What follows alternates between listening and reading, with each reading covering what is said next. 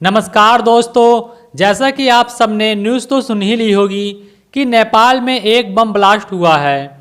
और ये bomb blast कहाँ और क्यों हुआ है, उससे पहले जानने के लिए मेरा नाम ओमकार प्रजापति और आइए पॉइंट टू पॉइंट बात को समझते हैं हम। देखिए, द हिंदू ने भी इसे इंटरनेशनल कवरेज दी है, जहां 8 लोग जख्मी हैं इस बम ब्लास्ट में।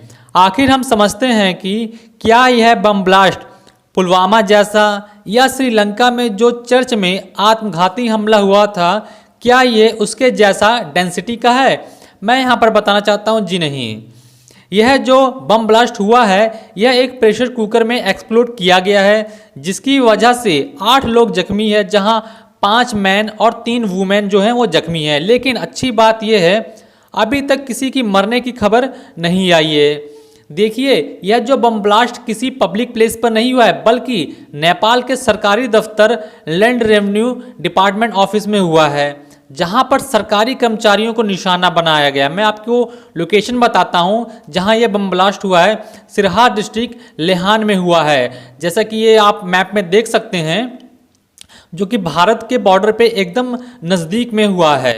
अब बात आती है कि जो यह बम ब्लास्ट नेपाल के सरकारी दफ्तर में हुआ है, क्या इसके पीछे इंटरनेशनल टेररिस्ट ऑर्गेनाइजेशन का हाथ है, जैसे अल-कायदा, IS का हाथ है? तो मैं यहाँ बताना चाहता हूँ किसी भी इंटरनेशनल टेररिस्ट ऑर्गेनाइजेशन का हाथ नहीं है, बल्कि नेपाल के अंदर एक रेवोल्यूशनरी पार्टी है जिसका नाम है जनतांत्रिक त्राई मुक्ति मोर्चा। और इसी पार्टी ने क्लेम किया है कि हमने यह बम ब्लास्ट किया है सरकारी दफ्तर में, जो कि करप्शन के अगेंस्ट किया है, जो कि इस दफ्तर में कुछ ज़्यादा ही करप्शन हो रही थी। और साथ ही में इस पार्टी का मोटिव है कि भारत की सीमा से लगे तराई लोगों के लिए अच्छी राजनीति और आर्थिक अधिकारों के लिए आंदोलन का एक समूह चलाया जाए। तो आखिर हम समझते हैं कि जो जनतांत्रिक त्राई मुक्ति मोर्चा है, इसका मेन मोटिव क्या है और ये कब बनी थी, तो देखते हैं हम।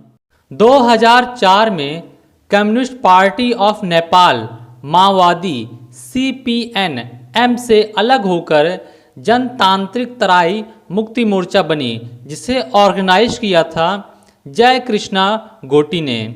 जहां पर जय कृष्णा गोटी का कहना है कि कम्युनिस्ट पार्टी ऑफ नेपाल तराई के लोगों के लिए कोई भी आर्थिक उन्नति का कार्य नहीं करती है, बल्कि जो भी विदेशी फंडिंग मिलती है उसका एक भी हिस्सा तराई के क्षेत्रों के लोगों के लिए खर्च नहीं किया जाता है, जबकि तराई के क्षेत्रों को छोड़कर बाकी नेपाल के सभी क्षेत्रों में खर्च किया जाता है। और यह भी उनका कहना है कि नेपाल से तराई के हिस्से को, क्षेत्र को तोड़कर एक नया देश बनाना तराई के लोगों के लिए। तो मैं मैप में आपको दिखा देना चाहता हूं कि तराई है कहाँ नेपाल के हिस्से में। तो आपको ये मैप में दिखाता हूं कि जैसा कि आप देख सकते होंगे इस मैप में, देखिए जो चाइना से सटा हुआ बॉर्डर है वाइट कलर का, उसे हम कहते हैं हिमालय रीजन कहते हैं। और बीच का जो पार्ट है उसे हम कहते हैं मिडिल हिल रीजन कहते हैं। और जो इंडिया से सटा हुआ बॉर्डर है उसे हम कहते हैं तराई रीजन। बेसिकली तराई रीजन वह रीजन है जहाँ पर हम खेती बाड़ी जो है बहुत ही आसानी से कर सकें। अब जैसे कि उत्तर प्रदेश और बिहार हमारा एकदम सपाटल एरिया है ना, जहाँ पर हम खेती बाड़ी कर सकते हैं, तो उसी प्रकार से नेपाल का यह तराई रीजन है जहाँ पर खेती बाड़ी बहुत ही आसानी से की जा सकती है। अगर आप तराई रीजन में जाएंगे तो आपको जैसा लगेगा कि हम उत्तर प्रदेश या बिहार में ही है। और तराई रीजन के लोग बहुत ही अच्छे से हिंदी बोल ले जाते हैं और समझते भी हैं। अच्छा, आगे मैं आपको एक मैप दिखाता हूं जहां पर डेंसिटी आपको दिखाएगी पॉपुलेशन ऑफ नेपाल। तो नेपाल की अधिकतर पॉपुलेशन जो है वो इसी एरिया में रहती है। अगला मैप मैं आपको दिखाता हूं पॉपुलेशन का। आप देख सकते होंगे इस मैप में कि जो इंडिया बॉर्डर से सटा क्षेत्र है तराई का, वहाँ पर पॉपुलेशन पर किलोमीटर डेंसिटी बहुत ही ज़्यादा है। आप देख सकते होंगे, ये आप रेड कलर में देख रहे हैं कि इंडिया बॉर्डर से जो सटा हुआ है तराई रीजन, वो वहाँ की पॉपुलेशन बहुत ही ज़्यादा है।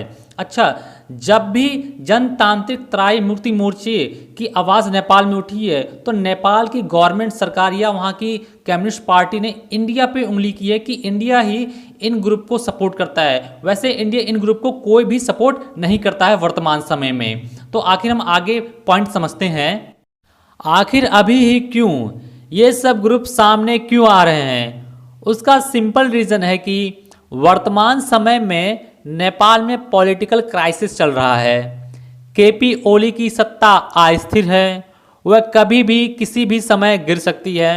तो कहीं ना कहीं ऐसे ग्रुप सामने आकर लोगों के अंदर देशभक्ति की भावना जागृत करना चाहते हैं। देखिए, इसका मेन कारण इसलिए है कि जनतांत्रिक त्राई मुक्ति मोर्चा को पता है कि नेपाल के अधिकतर वोट भारतीय सीमा से सटे हुए लोगों के पास हैं। तो वो लोगों के अंदर ये भावना डालना चाहती है पार्टी कि देखिए, हम तराई वासियों के, जो तराई के वासी जो रहने वाले लोग हैं, हम उनके लिए लड़ रहे हैं आर्थिक उन्नति के लिए।